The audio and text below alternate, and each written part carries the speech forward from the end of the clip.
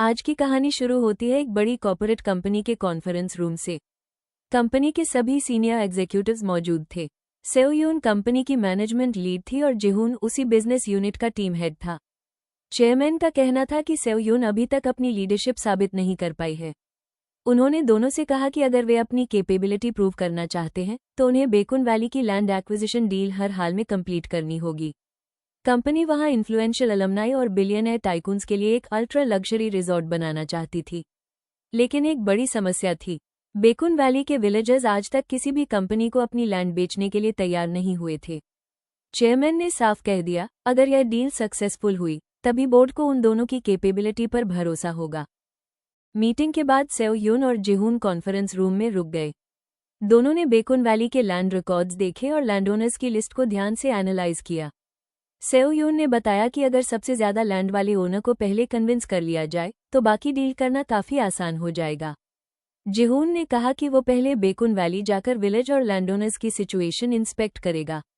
सेओ यून उसकी बात से सहमत थी। जब जिहून बेकुन वैली पहुंचता है, लेकिन गांव के बाहर उसकी कार अचानक खराब हो जाती है। तभी कुछ गुंडे उसका सामान छीनने की कोशिश करते हैं। जिहून उनका सामना करता है, लेकिन तभी अचानक मिन जाए वहां पहुंच जाता है। मिन जाए बिना देर किए गुंडों से भिड़ जाता है। कुछ ही मिनटों में वो सभी को हराकर भगा देता है। मिन जाए ने जिहून की मदद करने के बाद दोनों ने एक दूसरे से अपना परिचय दिया। जब मिन जाए को पता चला कि जिहून की कार खराब हो गई है तो उसने बिना किसी हिचकिचाहट के उसे अपनी बाइक पर लिफ्ट देने का प्रस्ताव दिया। कुछ देर बाद मिन जाए उसे अपने घर ले आया।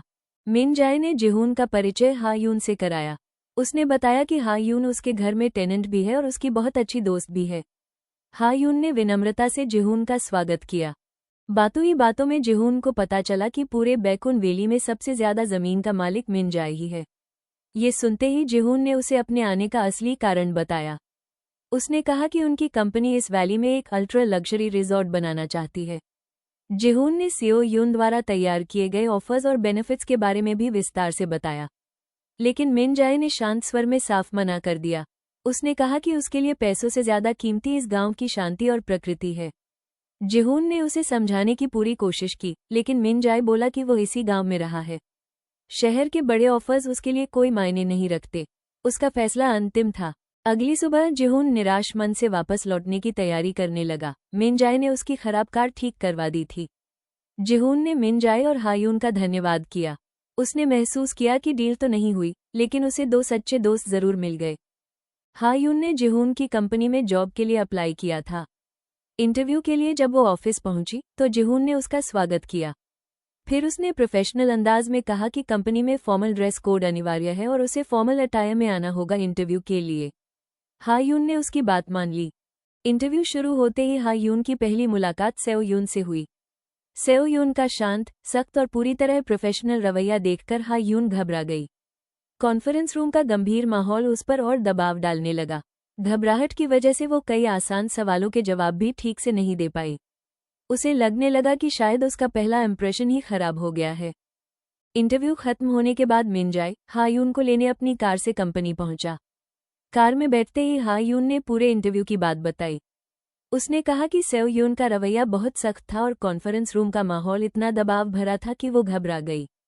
उसने सेओ यून के एटीट्यूड की भी शिकायत की। उसे लगा कि उन्होंने बिना उसे समझे ही उसे डरा दिया। ये सब सुनकर मिन जाए को बिल्कुल अच्छा नहीं लगा। उसे लगने लगा कि सेओ यून लोगों के साथ जरूरत से ज्यादा कठोर व्यवहार करती हैं। उस शाम मिन जाए ने जिहून को डिनर के लिए बुलाया। जिहून खुशी खुशी निमंत्रण स्वीकार कर वहां पहुंचा। तीनों ने साथ बैठकर खाना खाया और काफी देर तक बातें करते रहे। बातों बातों में हा यून ने फिर सेओ यून के सख्त व्यवहार का जिक्र किया। जिहून मुस्कुराकर बोला कि सेओ यून हमेशा से ही डिसिप्लिन और प्रोफेशनलिज्म को सबसे ऊपर रखती हैं। उनका इरादा किसी को डराना नहीं होता, लेकिन उनका काम करने का तरीका ही ऐसा है। डिनर के बाद हा यून चली गई। मिन जाए को जिहून की बात पसंद नहीं आई। उसे लगा कि शहर से आए लोग गांव वालों को खुद से कम समझते हैं और अपने पद का घमंड दिखाते हैं। तब मिन जाए ने जिहून से कहा कि वो लैंड डील पर दोबारा बात करने के लिए तैयार है। उसने कहा कि इस बार वो सीधे सेओ यून से बात करना चाहता है ताकि प्रोजेक्ट, रिजॉर्ट और पूरे प्रपोजल को अच्छी तरह समझ सके। अगर जरूरत हो तो वे बेकुन वैली आकर साइट भी देख सकते हैं। जिहून ये सुनकर खुश हो गया। उसे लगा कि शायद अब इस मुश्किल डील की शुरुआत होने वाली है। जैसा तय हुआ था, अगले दिन सेओ यून और जिहून बेकुन वैली पहुंच गए। मिन जाए ने दोनों का गर्मजोशी से स्वागत किया। हालांकि मिन जाए को पहली ही मुलाकात में सेओ यून के व्यवहार में एक अलग सा अहंकार महसूस हुआ, लेकिन उसने इस पर कोई प्रतिक्रिया नहीं दी। पहले वो खुद उन्हें गांव बुलाने को लेकर असमंजस में था, लेकिन अब उसे समझ आ चुका था कि आगे क्या करना है। घर पहुंचते ही सेओ यून सीधे लैंड डील पर बात शुरू करना चाहती थी, लेकिन मिन जाए ने विनम्रता से उन्हें रोक दिया। उसने कहा कि लंबा सफर करके आए हैं, पहले थोड़ा फ्रेश हो जाएं, कुछ खा लें, फिर आराम से बैठकर पूरी बात करेंगे। जिहून ने मुस्कुराकर उसकी बात मान ली।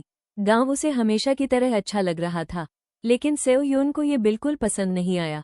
उसे लगा कि मिन जे जानबूझकर डिस्कशन टाल रहा है। मिन जाए रसोई में सबके लिए खाना बनाने में व्यस्त था। उधर सेओ यून फ्रेश होकर कपड़े बदलकर बाहर आई।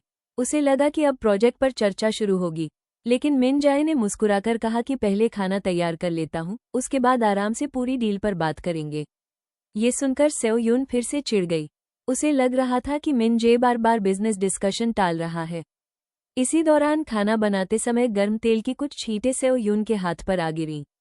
मिन जे तुरंत उसके पीछे आया और टिश्यू लेकर उसका हाथ साफ करने की कोशिश की, लेकिन सेओ यून झुंझलाहट में पीछे हट गई और बिना कुछ कहे वहां से चली गई।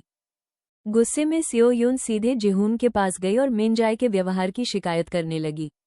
उसे लगा कि मिन जे जानबूझकर डिस्कशन को टाल रहा है और बिल्कुल भी प्रोफेशनल नहीं है। जिहून ने उसकी बात शांति से सुनी। फिर उसने कहा कि कुछ समय पहले वो खुद भी मिन जाए और हा यून के साथ रह चुका है। वे दोनों दिल के बहुत अच्छे और सीधे सादे लोग हैं। उनका तरीका शहर के लोगों से अलग है, इसलिए उन्हें समझने में थोड़ा समय लगता है। जिहून ने सेओ यून से कहा कि अगर वो उन्हें और इस गांव को थोड़ा समय देगी, तो यकीनन उसे मिन जाए, हा यून और बैकुन वैली तीनों से लगाव हो जाएगा। सेओ यून ने कुछ नहीं कहा, लेकिन उसके मन में जिहून की बात बार बार घूमने लगी। मिन जाए ने जानबूझकर सेओ यून और हा यून को एक ही कमरे में ठहराया, जबकि उसने खुद और जिहून के लिए नीचे वाले कमरे का इंतजाम किया। उसे उम्मीद थी कि साथ रहने से दोनों एक दूसरे को बेहतर समझ पाएंगी, लेकिन उसी शाम बात उल्टी पड़ गई। इंटरव्यू वाले दिन को लेकर दोनों के बीच बहस शुरू हो गई। सेओ यून ने साफ कह दिया कि उस दिन हा यून जॉब के लिए तैयार नहीं थी और उसने केवल प्रोफेशनल स्टैंडर्ड्स के हिसाब से फैसला लिया था। उसने ये भी कहा कि इंटरव्यू में वो पहले ही काफी नरमी बरत चुकी थी। ये सुनकर हा यून का दिल टूट गया। वो कुछ बोले बिना कमरे से निकलकर नीचे ड्राइंग हॉल में आ गई। वहां जिहून था। उसने हा यून को उदास देखा तो उसे थोड़ा बाहर चलकर कॉफी पीने का सुझाव दिया। दोनों पास के एक छोटे से रेस्टोरेंट में चले गए। वहां हा यून ने पूरी बात बताई। जिहून ने शांत होकर उसे समझाया और उसने हा यून का हौसला बढ़ाया और कहा कि उसे खुद पर भरोसा रखना चाहिए। ये सुनकर हा यून का मन थोड़ा हल्का हो गया। मिन जाए और जिहून गांव के शांत रास्ते पर टहलते हुए प्रोजेक्ट और घर के माहौल के बारे में बात कर रहे थे।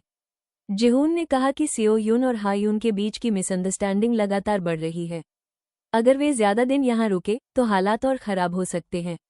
डील क्लियर होते ही वे दोनों शहर लौट जाएंगे और आगे किसी नए कॉन्फ्लिक्ट की गुंजाइश भी नहीं रहेगी। मिन जाए कुछ देर चुप रहा, फिर शांत स्वर में बोला, कल सब कुछ तय हो जाएगा। रात को सेओ यून चेयरमैन से फोन पर प्रोजेक्ट की प्रोग्रेस बता रही थी। चेयरमैन ने सख्त लहजे में कहा कि डील हर हाल में जल्द पूरी होनी चाहिए। उसी समय मिन जाए भी बाहर से गुजर रहा था। कंपनी का दबाव देखकर उसने मन ही मन फैसला किया कि अब वो डील इतनी जल्दी आगे नहीं बढ़ने देगा। अगली सुबह मिन जे सेओ यून को अकेले साइट दिखाने ले गया। उसने कहा कि फाइनल डील से पहले उसे जानना चाहिए कि कंपनी क्या खरीदना चाहती है। मिन जे ने साफ कहा कि उसे भरोसा चाहिए कि प्रोजेक्ट से यहाँ का इकोसिस्टम खराब नहीं होगा। सेओ यून ने जवाब दिया कि वो पूरी कोशिश करेगी, लेकिन ऐसी एश्योरेंस केवल कंपनी के सीनियर्स ही दे सकते हैं। मिन जाए ने उससे हा यून के बारे में भी बात की। उसने कहा कि हा यून उसकी एम्प्लॉय नहीं है, इसलिए उससे थोड़ा नरमी और सम्मान से पेश आना चाहिए। मिन जाए की बातें सुनकर सेओ यून को लगा कि वो उसे बार बार सीख देने की कोशिश कर रहा है। नाराज होकर उसने कहा कि अब वो वापस जाना चाहती है। बीच में बात छोड़ने पर मिन जाए भी चिढ़ गया। उसने सामने खड़ी स्कूटी की ओर इशारा करते हुए कहा कि अगर इतनी जल्दी है तो वो खुद चलाकर वापस जा सकती है। सेओ यून पूरे आत्मविश्वास के साथ स्कूटी के पास पहुंची, लेकिन उसे चलाना आता ही नहीं था। ये देखकर मिन जाए की नाराजगी हल्की पड़ गई। बिना कुछ कहे उसने स्कूटी संभाली और सेओ यून को पीछे बैठने को कहा। दोनों वापस गांव की ओर निकल पड़े।